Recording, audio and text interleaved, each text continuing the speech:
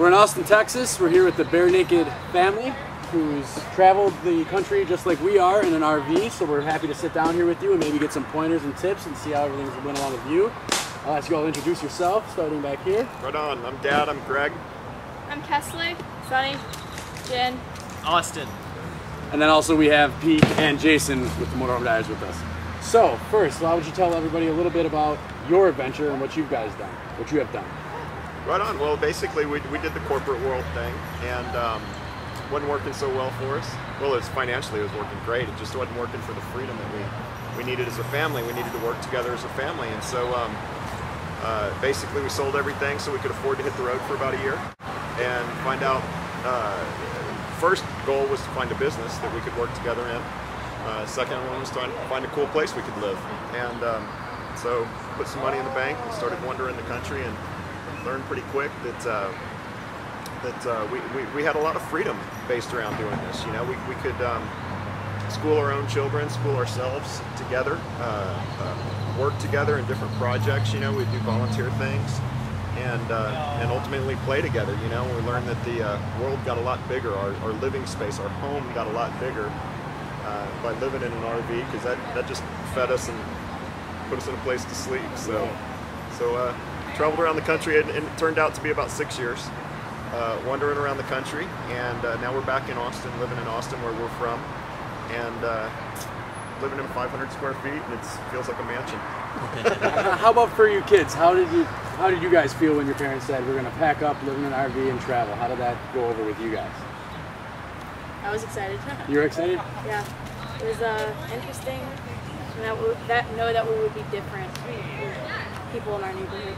Right. Being in our RV instead of the house. How about you? I was really excited and looking forward to the people we would meet and places we would go. So. And Austin? I was all for it. I'm a traveler, so right. I love being out on the road and making new experiences. I was all for it. I love the idea. What I think I've taken away from any of it, what really strikes me is that the time is free, you know, and you can't buy time. You know, I hear time is money, and I think that's crap. You know, I mean, I in many ways think money steals your time. You know, and people, the pursuit of all these things steal your time and take your freedoms away from you. You know, and the more crap you get, the less free you are. You know, you start worrying. I met billionaires working in the corporations I was, and got relatively close to some of them, and they were terrified. You know, the few I met, perhaps there are happy ones out there. I didn't meet them, but they were terrified of all their money, losing it, keeping it. Where do I put it? How do I invest it? And all this. And so, in my pursuit of riches, of financial wealth, that was a real benefit to me to recognize that, you know, my free time was more important to me than anything I could buy. And here I am, a dad that's had, you know, the pleasure of growing up with my children, teaching them how to read, being with them, you know, and you can't buy that. Yeah, and it's so clear. I mean, we just met today. We actually ran into each other at the nearby Walmart getting some supplies for this meetup. You know, it's totally random, but I mean, we've been in contact before, but yeah, I mean, the second I met y'all, it was clear that, you know, you guys had done an awesome job raising the kids. I mean, they're very articulate and, you know, smart, and it's awesome. You know? Listen, people said, how are your kids going to socialize? How are they going to get an education? It's like, well, how are they?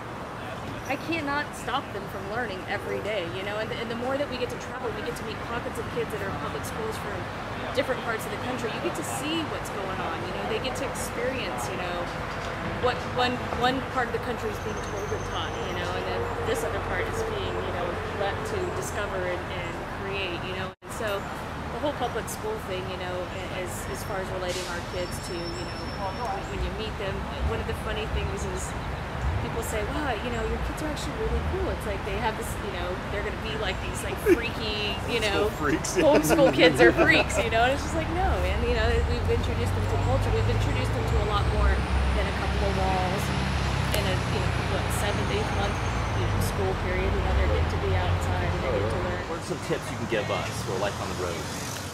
Get out of it, man. Yeah. I mean, you know, the RV is a tool, and you guys know this. It's not this fantasy frickin', you know, luxurious drive like Jen was saying. You know, I mean, this is a tool that you guys are using, and you're spreading your message, and I admire you for that. It was only a tool for us. We were just simply trying to find a place to live and a place to work together. You know, that's how you live in an RV is you use it for your kitchen sink and your bed, and you know, the world is your backyard.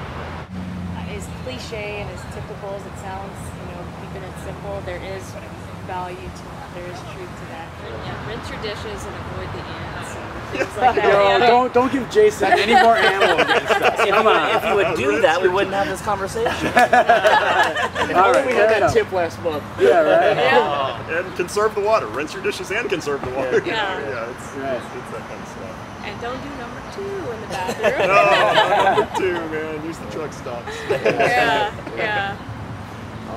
Well, all right, guys. Well, thank you very much. It's a real pleasure to meet you guys, and thank you for contacting us. And we'll follow your journeys. You know, follow ours, and hopefully we'll meet up on the road. Yeah, thank you guys for doing what y'all are doing too, man. America needs these eye-opening events, you know, and you guys, the risk that y'all have taken to do this is admirable. And you guys pay attention to these guys. and to these guys. Yes. Good people. Thank you very much for being with us. Thank you coming guys. out here today. Appreciate it.